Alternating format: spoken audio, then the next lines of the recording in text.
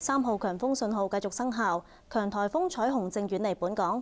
天文台預料日間仍然會維持3號強風信號，各區都有狂風大驟雨。喺中午12點鐘，強颱風彩虹集結喺香港西南偏西大約360公里，預料向西北或者西北偏西移動，時速大約20公里，移向廣東西部一帶。鄭佩斯報導。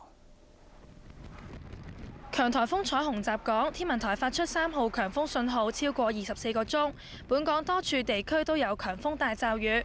彩虹上晝繼續緩慢遠離本港，受到彩虹環流影響，本港今日大部分時間普遍吹強風。喺尖沙咀海面有湧浪，遊客比平日少，市民外出都要帶鼻遮。有人特登帶個仔感受颱風。都唔驚咯，都係拖住佢咯，行下都好咯，都俾佢見識下嗰啲風咯。佢都好中意睇風咁樣咯。今天過來風特別大，確實影響了旅遊的心情。現在本身有沒有說要去什麼地方？也沒有太多吧，就是逛一逛維港啊，這個太平山啊，等等星光大道啊，這些是比較有名的地方吧。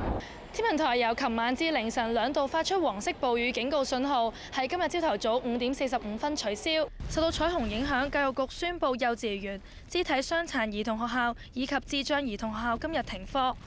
機管局話重新編排航班，來往本港嘅航班可能延遲，呼籲旅客向航空公司查詢航班嘅資料。天文台話過去幾個鐘，彩虹繼續緩慢遠離本港，外圍雨為本港帶嚟狂風大驟雨。咁啊，按照現時呢個預測路徑咧，我哋預料咧彩虹咧將會喺今日下晝嘅時候咧，就喺雷州半島附近咧係登陸㗎啦。咁啊，受到呢個彩虹嘅環流所影響咧。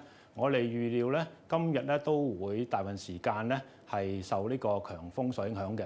咁而香港嘅西南部地區同埋一啲高地咧，係更加間中係會吹烈風添。天文台話，3號強風信號喺日間大部分時間仍然會持續，隨後1-2日天氣會稍為好轉。